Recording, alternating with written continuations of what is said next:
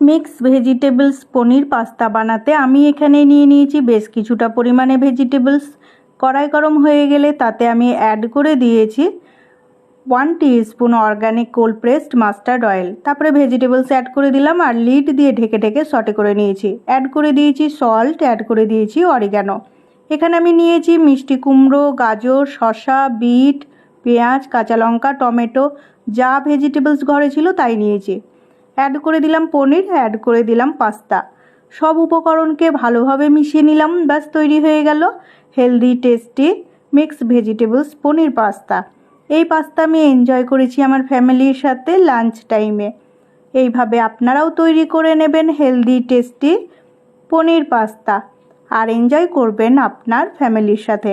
এখানে আমি সল্ট ছাড়া আর কোনো মশলা ইউজ করিনি, অরিগ্যানো দিয়েছি, তাতেই টেস্ট ফ্লেভার দুটোই বেড়ে গেছে।